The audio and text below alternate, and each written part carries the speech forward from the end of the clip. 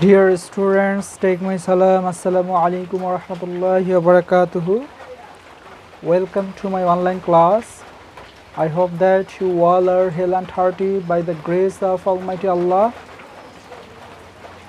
Today we are going to learn another scene passage. Page number 71, Unit 6, Lesson 7. The title of the lesson is Reaching Bangkok. Before going to read out text, we will learn some important word meanings from this passage. The word meanings are landed, that Bengali meanings are অবতরণ করা, pronounced উচ্চারণ করা, located অবস্থিত, province প্রদেশ, derived কোনো জিনিস থেকে আসা, উদ্ভূত বা উৎপন্ন করা,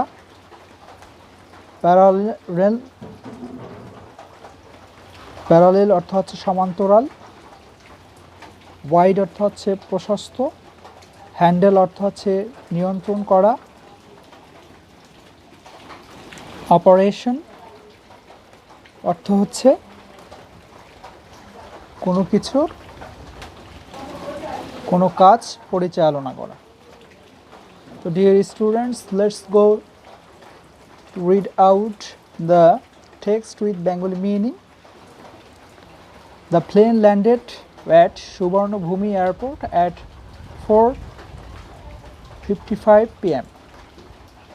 প্লেনটি সুবর্ণভূমি এয়ারপোর্টে 4:55 ল্যান্ড করেছে। ল্যান্ড মিন্স অবতরণ করেছিল। The name Suvarnabhumi is pronounced as Suwannaphum. তাহলে সুবর্ণভূমি যে শব্দটা রয়েছে বা নামটি রয়েছে সেটা সুওয়ানাপুম নামে উচ্চারণ। The name is derived from Sanskrit which means golden land. তাহলে এই নামটি সংস্কৃত থেকে এসেছে যার অর্থ গোল্ডেন ল্যান্ড, সোনালী ভূমি।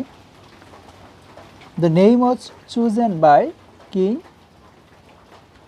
Bhumibol Adulyadej. এই নামটি ওই দেশের রাজা ভূমিবল আদুল্লাদি দ্বারা কি হয়েছে, পছন্দ করা হয়েছে। The airport is located in Racha Thewa in Bang Phli district of Samut Prakan province 30 kilometres east of Bangkok. তাহলে এই এয়ারপোর্টটি হচ্ছে রাচা থেওয়ায় অবস্থিত। এটা হচ্ছে ব্যাংফ্লি ডিস্ট্রিক্টে, যেটা সামুদ প্রকান প্রভিন্স, থাইল্যান্ডের যে সামুদ প্রকান প্রভিন্স রয়েছে সেখানে, এবং এটা হচ্ছে ব্যাংককের ইস্ট অফ ব্যাংককের প্রায় 30 কিলোমিটার্স দূরে। The airport has 2 parallel runways. এই এয়ারপোর্টে 2টা সমান্তরাল রানওয়েজ রয়েছে। যে শিক্ষার্থী বন্ধুরা তোমরা জানো, রানওয়েজ হচ্ছে যেখানে প্লেন অবতরণ করে সেই রাস্তাটাকেই আমরা রানওয়েজ বলে। Both of them are 60 metre wide. 2টা রানওয়েই হচ্ছে 60 মিটার প্রশস্ত। One of the runways is 4000 metre long and the other is 700 metres long. তাহলে এর মধ্যে এই যে 2টি রানওয়ে রয়েছে তার মধ্যে একটির দৈর্ঘ্য হচ্ছে 4000 মিটার এবং আরেকটির দৈর্ঘ্য হচ্ছে 3700 metre. It can handle 76 flight operation per hour. এটা 1 ঘন্টায় তোমার 76 ফ্লাইট এখানে অপারেট বা পরিচালনা করতে পারে। অপারেট থেকে operation. It can handle 45 million passengers and 3 million tons of cargo per year. এটা আরও 45 মিলিয়ন প্যাসেঞ্জার এটা হ্যান্ডেল করতে পারে এবং 3 million tons of cargo per ইয়ার। প্রতি বছরে প্রায় 3 মিলিয়ন টনস কার্গো এখানে হ্যান্ডেল করতে পারে। তো এখন এখানে একটা গাণিতিক হিসাব রয়েছে 45 মিলিয়ন। তোমরা জানো যে 1 মিলিয়ন মিনস 10 লাখ, 10 লাখে 1 মিলিয়ন হয়, তাহলে 45 মিলিয়ন প্যাসেঞ্জার্স মিনস 4 কোটি 50 লক্ষ। ঠিক আছে, আর 1 টন হচ্ছে 1000 কেজিতে 1 ton. The airport passenger terminal is 5,63,000 square meter, that is 60,60,000 square feet। এবং এটা হচ্ছে তোমার এর যে প্যাসেঞ্জার টার্মিনালটা রয়েছে সেটা হচ্ছে 5,63,000 স্কোয়ার মিটার। স্কোয়ার শব্দের অর্থ হচ্ছে বর্গমিটার, এবং এটাকে যদি আমরা ফিটে হিসাব করি তাহলে প্রায় 60,60,000 বর্গ ফিট হয়। It is the 4th biggest passenger terminal building in the world. এটা হচ্ছে বিশ্বে 4র্থতম প্যাসেঞ্জার টার্মিনাল বিল্ডিং। তাহলে বুঝতেই পারতেছো এটা অনেক বড়, এটা ম্যাসিভ বা হিউজ আমরা বলতে পারি। The airport is going for phase 2। তাহলে এই যে এয়ারপোর্টটা আছে এখানে কয়টা ফেজ আছে, সেই ফেজের মধ্যে 2য় নম্বর ফেজে এয়ারপোর্টটা রয়েছে। It will raise the airport's capacity to handle 65 million passengers per year. তাহলে এটা প্রতি বছর আরও 65 মিলিয়ন প্যাসেঞ্জার্স বা যাত্রীদের যে ক্যাপাসিটি সক্ষমতা এটা কিন্তু এটা বৃদ্ধি করবে, রেজ করবে। তাহলে আমরা এখানে হিসেবে যেটা বুঝতে পারি, পূর্বে ছিল 45 মিলিয়ন, এখন হচ্ছে 65, ভবিষ্যতে যেটা হবে সেটা হচ্ছে 65 মিলিয়ন প্যাসেঞ্জার্স পার ইয়ার হ্যান্ডেল করতে পারবে। তাহলে দেখা যাচ্ছে 45, 50, 60, 65, 20 মিলিয়ন প্যাসেঞ্জার্স বেশি করতে পারবে। The airport has 2 5-story car park buildings. এই এয়ারপোর্টে 2টি 5তলা কার পার্ক বিল্ডিংস রয়েছে, যেখানে কারগুলোকে পার্কিং করা হয়, রাখা হয়। The buildings can house 5,000 cars. এই বিল্ডিংটা প্রায় 5,000 কার্সকে কী করতে পারে, রাখতে পারে। Dear students, we have completed reading the text with Bengali meaning. Now we will go to learn the MCQ. তোমরা জানো যে 7 MCQ will come in your board examination. তো আমরা MCQ গুলো শিখে ফেলি। প্রথমে রয়েছে ল্যান্ডেড রেফার্স টু। ল্যান্ডেড শব্দটার দ্বারা কি নির্দেশ করে? রেফার্স টু মানে হচ্ছে উল্লেখ করা বা মিনস, এই একই সিমিলার ওয়ার্ড। 4টা অপশন আছে। অ্যাসেন্ডেড অর্থ হচ্ছে আরোহণ করা, চড়া বা উপরে ওঠা। আপওয়ার্ড মানে হচ্ছে উপরে। 3 নম্বর অপশনে রয়েছে ডিসেন্ডেড মানে হচ্ছে অবতরণ করা, নামা। আর ফ্লাই মানে হচ্ছে উড়া। তাহলে আমরা জানি ল্যান্ডেড অর্থ হচ্ছে ডিসেন্ডেড, অবতরণ করা। প্লেন উপরে চলতেছে, ওখান থেকে নিচে অবতরণ করাটা হচ্ছে ডিসেন্ডেড। ঠিক আছে, তাহলে আমরা এটা বুঝতে পারলাম। আর একটা ব্যাপার হচ্ছে এটার অপোজিট ওয়ার্ড হচ্ছে টেক অফ, মানে হচ্ছে উড্ডীন হওয়া। দ্বিতীয় এমসিকিউতে সেটা আমরা পাচ্ছি। Airport is a place where planes take off and. Airport হচ্ছে এমন একটা জায়গা যেখানে কি প্লেন টেক অফ করে, এবং ল্যান্ড অর্থ হচ্ছে নামা, ব্লেন্ড অর্থ হচ্ছে কোনো কিছু মিশানো। তোমরা তো ব্লেন্ডিং মেশিন বলো, যেখানে শরবত করা হয়। ব্লেন্ড শব্দের অর্থ হচ্ছে গুলিয়ে ফেলা, মিশানো। আর লেন্ড শব্দের অর্থ হচ্ছে ধার করা। আর 4র্থ নম্বর অপশনে রয়েছে প্ল্যান। প্ল্যান মানে হচ্ছে পরিকল্পনা করা। তাহলে এখানে আমরা জানি যে এয়ারপোর্ট হচ্ছে এমন একটা জায়গা যেখানে প্লেন উড্ডীন হয়, এবং ল্যান্ড মানে হচ্ছে যেখানে নামে। তাহলে এখানে প্রথম অপশন হবে।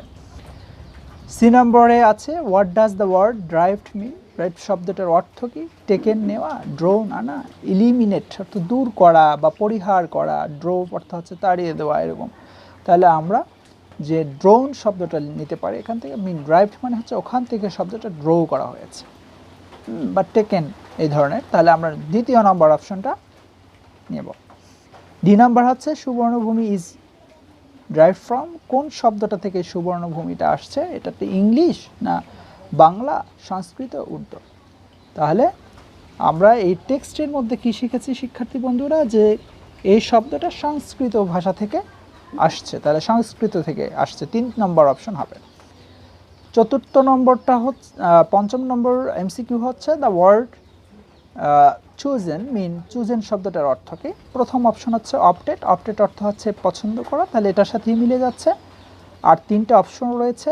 ডিপার্টেড অর্থ হচ্ছে পরিত্যাগ করা, ছাড়া। তোমরা অনেক সময় ট্রেন স্টেশনে যাবে, সেখানে দেখবে ডিপার্চার টাইম দেওয়া থাকে, মানে প্রস্থানের সময়।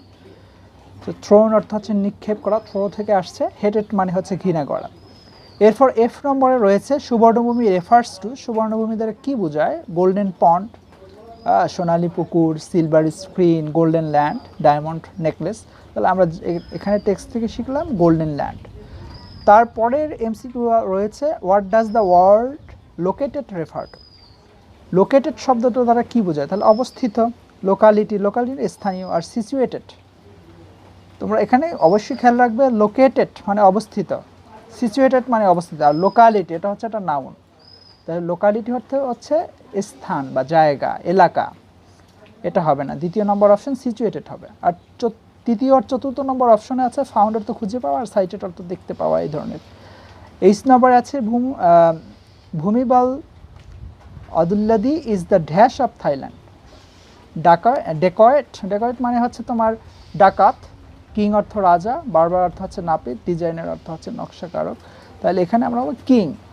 প্যারালেল রেফার্স টু, প্যারালেল শব্দটা দ্বারা কি বোঝায়? সিমিলার, ডিসিমিলার, ডিফারেন্ট, আনকমন, 4টা অপশন। তাহলে এটা হবে সিমিলার, একই। সমান্তরাল আমরা যেটা বলি, তোমরা এই প্যারালেল নিয়ে অনেক বিজ্ঞান বইতেও পড়েছো যে রেল লাইনের 2টা পাত সমান্তরাল চলে, প্যারালেল মানে সমান্তরাল। স্যামুয়েল কি Samut Prakan is one of the dash of Thailand, এটা কি? সামুদ প্রাকেন কি? থাইল্যান্ডের একটা provinces, province. Locality region, region মানে হচ্ছে অঞ্চল, আর লোকালিটি মানে হচ্ছে তোমার এলাকা, প্রভিন্স, প্রভিন্সেস। তাহলে আমরা সুপারলেটিভ ডিগ্রি জাতীয় বা ওয়ান অফ দ্য যখন আসে, তখন সেখানে কিন্তু পরেরটা প্লুরাল করতে হয়, সিঙ্গুলার না বসে। তা প্রভিন্স না হয় প্রভিন্সেস হবে, প্রভিন্সেস অফ থাইল্যান্ড মানে হচ্ছে থাইল্যান্ডের যে প্রদেশগুলো রয়েছে সেগুলোর মধ্যে একটা অন্যতম। Dear student, we have finished reading the MCQ or learning the MCQ. Now we are going to learn question answer. তো প্রথম প্রশ্ন আমরা যদি টেক্সট থেকে করি তাহলে সেটা হচ্ছে when did the plane land? কখন প্লেনটি ল্যান্ড করেছিল? তখন কিন্তু আমরা প্রথম লাইন থেকে দিতে পারবো the plane landed at Suvarnabhumi airport at 4:55 PM, মানে 4:55 PM, বিকাল 4:55-তে। তারপরে আছে যে এই নামটা কোথা থেকে এসেছে প্রশ্ন হতে পারে, হোয়ার ইজ দ্য নেম সুবর্ণভূমি ড্রাইভড ফ্রম, কোথা থেকে এই নেমটা এসেছে? তাহলে এটা আসছে যে সংস্কৃত থেকে, এখান থেকে লিখবে the name is derived from Sanskrit. Sanskrit means কি? What does the Suvarnabhumi means in Sanskrit? তাহলে তোমরা লিখবে যে ইট মিন্স গোল্ডেন ল্যান্ড।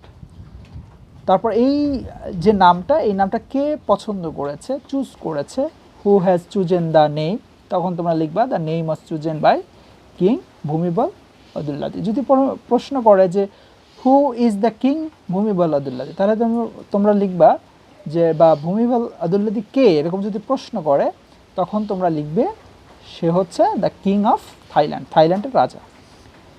তারপর কোথায় এয়ারপোর্টটা, এয়ারপোর্ট অবস্থিত, where is the airport located? তখন তোমরা লিখবে is located, the airport is located in Thewa in the Bang Phli district of Samut Prakan province, ঠিক আছে, ইন ব্যাংকক। তাহলে এখানে নামগুলো একটু থাইল্যান্ডের ভাষা ব্যবহার করেছে, যার কারণে একটু কঠিন, এগুলো তোমরা উচ্চারণগুলো শিখে নেবে। The airport has 2 parallel runways, তাহলে এখান থেকে প্রশ্ন করতে পারে how many runways are in the airport? তাহলে এখানে হচ্ছে 2 প্যারালাল রানওয়েজ এখানে আছে। তারপর হচ্ছে how many storage in the car park building, কয় তলা কার পার্ক বিল্ডিংটা, কত তলা লাস্টে? তখন তোমরা লিখতে পারো যে এটা হচ্ছে 5 স্টোরি কার পার্ক বিল্ডিং, এটা 5 তলা কার পার্ক বিল্ডিংগুলো রয়েছে। হ্যাঁ, তাহলে প্রতি বছর এটা পার আওয়ারে এটা কত ফ্লাইট কি করতে অপারেশন চালাতে পারে, হ্যান্ডেল মানে how many flight can it handle per hour. তাহলে it handle 76 flight operation per hour. হ্যাঁ, তাহলে পার ইয়ারে সে কত মিলিয়ন প্যাসেঞ্জারকে হ্যান্ডেল করতে পারে, how many passengers it can it handle in per year. তাহলে হচ্ছে 45 মিলিয়ন প্যাসেঞ্জার। আরেকটা প্রশ্ন হতে পারে how many cars can be housed in the car park building.